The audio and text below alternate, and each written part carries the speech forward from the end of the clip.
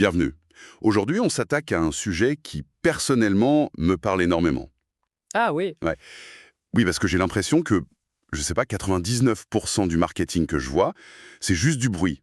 c'est un peu ça, oui. On est bombardé de messages, de pubs, de bannières partout. Et pourtant, très peu nous marquent vraiment. La plupart du temps, notre cerveau y passe en mode ignoré. Exactement. Et justement, le livre de Donald Miller, Building a Story Brand, promet une solution à ça. Et j'avoue, j'ai hâte de voir si son fameux framework, c'est vraiment la clé pour transformer ce brouhaha ambiant en une mélodie qu'on a envie d'écouter. C'est un point de départ qui est essentiel. Et ce qui est fascinant, en fait, c'est que la solution qu'il propose, elle n'est pas forcément plus créative ou artistique. D'accord. Elle est presque biologique. Miller part d'un principe tout simple. Le cerveau humain a deux objectifs. Survivre et conserver son énergie. D'accord. Purement primal. Voilà. Dès qu'on lui présente une information trop compliquée, qui demande un effort, il décroche. C'est un mécanisme de survie pour ne pas brûler des calories pour rien. Donc le marketing qui nous fait trop réfléchir est un marketing qui échoue, en gros? C'est exactement ça. La solution, ce n'est pas de crier plus fort, c'est juste de devenir limpide. Alors justement, on va plonger dans cette fameuse structure, le framework SD7, pour voir comment ça peut concrètement changer la donne. Parfait. Alors, par où est-ce qu'on commence? C'est quoi le premier commandement de ce framework? Le premier, c'est un changement de perspective radical. Et c'est souvent là que tout bascule pour les entreprises. La règle d'or, c'est vous, la marque, n'êtes pas le héros de l'histoire. Ah, Le client est le héros. ça a l'air simple dit comme ça, mais c'est tellement contre-intuitif. Toutes les boîtes veulent se présenter comme la solution ultime, le sauveur. Bien sûr, je pense à toutes ces pages à propos qui racontent l'histoire héroïque du fondateur ou les succès incroyables de l'entreprise. Donc, d'après Miller, ça, c'est une erreur complète. C'est l'erreur fondamentale. Le client est déjà le héros de sa propre vie. Il se lève le matin avec ses problèmes, ses ambitions. Oui, bien sûr. Si une marque débarque en se présentant comme un autre héros, plus fort, plus beau, le client ne se voit pas comme un allié, il se voit comme un concurrent. L'histoire que la marque raconte n'est pas son histoire. D'accord. Donc, quel rôle on joue? Alors, Miller propose celui du guide. le guide. Pensez à Yoda pour Luke Skywalker ou Dumbledore pour Harry Potter. Q pour James Bond. Voilà. Le guide, c'est le personnage sage, expérimenté, qui a déjà vu ce problème et qui donne au héros les outils, le plan pour gagner. J'aime beaucoup cette analogie. Le guide ne vole pas la vedette, en fait. Il renforce le héros. Mais, concrètement, comment une marque endosse ce costume de guide sans paraître arrogante? C'est tout l'enjeu. Le guide doit démontrer deux qualités qui sont essentielles.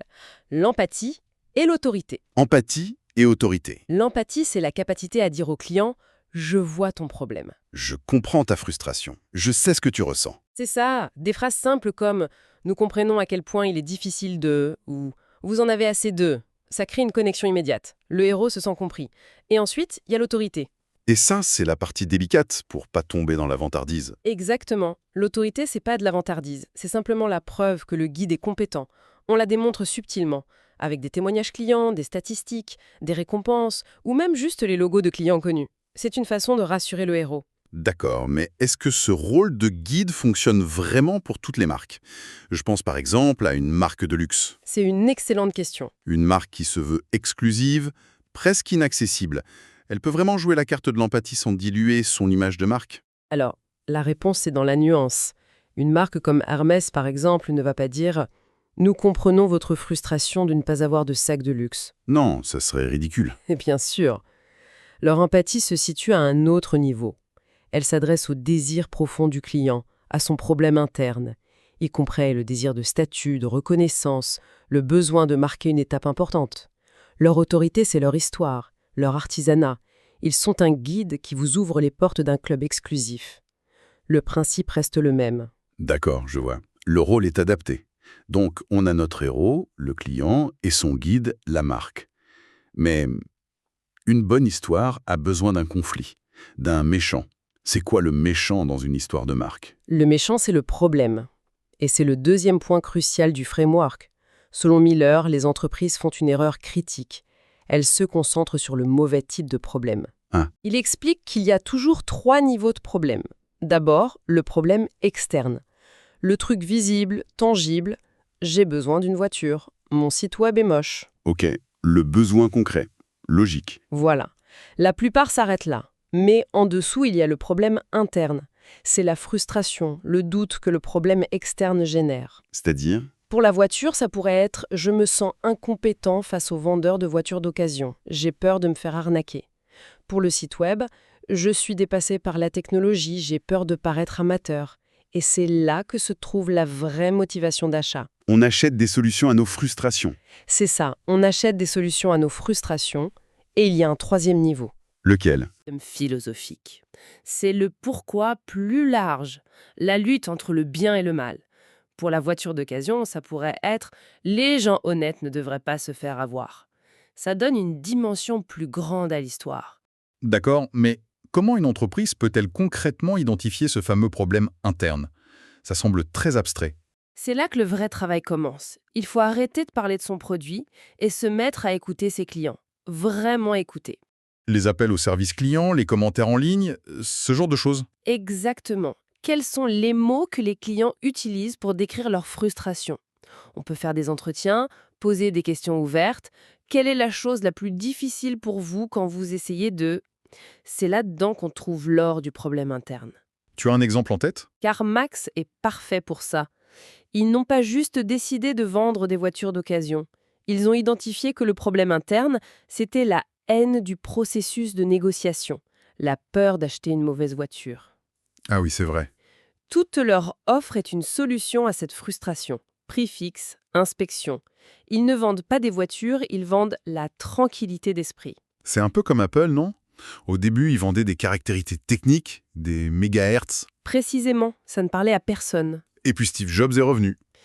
Et là, ils ont cessé de vendre des ordinateurs pour vendre une solution au problème interne de l'intimidation face à la technologie. Leur message, c'est devenu « la technologie devrait être simple, intuitive, think different ». Ils ont parlé directement à la frustration des gens. D'accord. Donc, on a notre EO client. Il a un vrai problème. Et la marque se présente comme le guide. Mais c'est un peu comme être au pied d'une montagne avec un Sherpa qui dit « Suivez-moi ». On a quand même besoin d'une carte, non? Absolument. Le héros est souvent paralysé par l'incertitude. Le guide doit donc lui donner un plan. C'est le quatrième élément. Un plan simple en 3 ou 4 étapes qui élimine la confusion. Un exemple? Pour un conseiller financier, 1. Prenez rendez-vous. 2. Créez votre plan personnalisé. 3. Atteignez la liberté financière. C'est clair, c'est simple, on sait où on met les pieds. Et Miller parle aussi d'un autre type de plan. Quelque chose pour rassurer, c'est ça? Oui, c'est le plan d'accord. C'est une série de promesses qui visent à dissiper les peurs. Une garantie satisfait ou remboursée, par exemple, ou notre serment de qualité. Ce sont des accords qui disent aux clients « Nous prenons le risque à votre place ». Donc une fois que ce plan est clair, il faut que le héros se mette en marche. J'imagine que c'est là qu'intervient le fameux « appel à l'action ». On y arrive. C'est drôle parce que ça semble être la chose la plus évidente du marketing, et pourtant, on dirait que beaucoup d'entreprises ont peur de le faire. C'est un paradoxe fascinant. Les entreprises dépensent des fortunes pour attirer l'attention, mais au moment crucial, elles deviennent timides. On voit des « en savoir plus » partout. Exactement. Des formulations passives, Miller insiste. Il faut dire aux gens ce qu'on veut qu'ils fassent. Achetez maintenant. Prenez rendez-vous. Un appel à l'action directe, ce n'est pas agressif, c'est rendre service. Et il y a aussi cette idée d'appel à l'action transitionnelle, pour les gens qui ne sont pas encore tout à fait prêts. Oui, et c'est très malin, tout le monde n'est pas prêt à se marier au premier rendez-vous. Pas faux. L'appel à l'action directe, c'est la demande en mariage. Mais avant, on peut proposer un café. C'est l'appel à l'action transitionnelle. On offre quelque chose de valeur avec un risque faible. Téléchargez notre guide gratuit, inscrivez-vous à notre webinaire. C'est une façon de construire la relation. D'accord, le chemin est bien balisé. Mais pour qu'une histoire soit captivante, il faut des enjeux. Que se passe-t-il si le héros n'agit pas? Et la récompense s'il réussit? Exactement, une histoire sans enjeu est une histoire ennuyeuse. C'est le 6e principe Lean Flynn. Il faut montrer ce qu'il y a à perdre et ce qu'il y a à gagner. D'abord, l'échec. La peur? Il faut rappeler subtilement les conséquences négatives. Miller appelle ça saupoudrer un peu de sel, juste assez pour que le client comprenne que le statu quo n'est pas une option viable. Ma campagne d'assurance Mayhem d'Olstad, c'est un exemple parfait de ça. Ils ont personnifié le chaos de manière hilarante. C'est un cas d'école. On se souvient tous de l'arbre qui tombe sur la voiture. C'est génial! Et ça s'appuie sur de la psychologie très sérieuse. La théorie des perspectives de Daniel Kahneman, prix Nobel d'économie. Ah oui, Elle a montré que les êtres humains sont bien plus motivés par l'aversion à la perte que par l'attrait du gain. La peur de perdre 100 € est un moteur bien plus puissant que l'espoir d'en gagner 100. c'est fou. Mais on ne peut pas s'arrêter à la peur, j'imagine. Il faut aussi montrer la lumière au bout du tunnel. C'est l'autre face de la pièce, et la plus importante. Peindre une image claire et désirable du succès. Il ne faut jamais supposer que les gens savent comment votre produit va améliorer leur vie. Il faut leur montrer. Concrètement. Très concrètement, oui. À quoi ressemble la vie après? Moins de stress, plus de temps libre, une meilleure reconnaissance. Miller identifie 3 types de succès qui résonnent particulièrement. Gagner un statut, trouver une forme d'union qui nous rend complet, ou atteindre un accomplissement de soi. Ce qui nous amène au dernier point, le but ultime de toute cette aventure, la transformation. C'est plus qu'un simple succès, c'est une question d'identité en fait. Version de lui-même. C'est son identité aspirationnelle. D'accord. L'exemple des couteaux Gerber est parfait pour ça.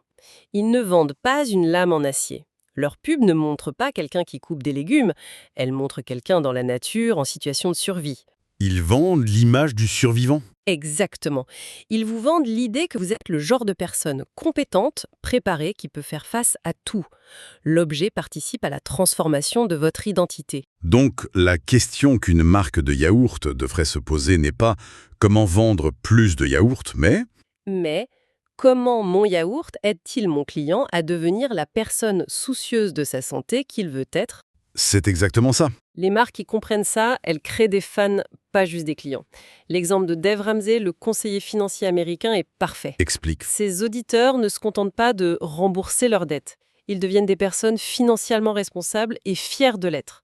Le moment culminant, c'est quand ils appellent son émission pour pousser un cri sans dette en direct. C'est la scène finale de leur transformation. Ils sont devenus quelqu'un de nouveau. Waouh. Donc la question fondamentale pour chaque entreprise, c'est qui est-ce que mes clients veulent devenir et ensuite, comment mon produit les aide dans cette quête. Alors, si on résume tout ça, le message central de Storybrand, c'est de faire taire notre propre ego d'entreprise. C'est le résumé parfait. Arrêter de parler de nous, de notre histoire, et commencer à inviter le client dans une histoire où il est le personnage principal. C'est ça, définir clairement son problème, surtout sa frustration interne, se positionner comme le guide sage et compétent, lui donner un plan simple, lui montrer les enjeux et surtout lui peindre le tableau de la personne formidable qu'il deviendra. En gros, clarifier son message pour que les gens écoutent. Enfin, Voilà, il s'agit de passer d'un message complexe et égocentré à une histoire simple, claire et centrée sur le héros client. C'est là que les gens commencent à écouter. c'est limpide. C'est un framework qui semble à la fois simple et incroyablement puissant une fois qu'on l'a intégré. Et pour une dernière piste de réflexion, ce qui est peut-être le plus intéressant, c'est que Miller explore comment ce même framework ne s'applique pas qu'au marketing externe. Ah oui, bien sûr. Il parle du vide narratif qui existe dans beaucoup d'entreprises, où les employés eux-mêmes ne savent pas quelle est l'histoire de la boîte, quel est leur rôle. Ils viennent juste travailler, quoi. Je vois. Et ça soulève une question fascinante. Et si l'histoire la plus importante qu'une entreprise raconte n'était pas celle pour ses clients, mais celle qu'elle raconte à ses propres employés? Comment la clarification de ce récit peut unifier et motiver une organisation de l'intérieur, bien au-delà des simples objectifs de vente? C'est une idée qui transforme un outil marketing en une vraie philosophie de management.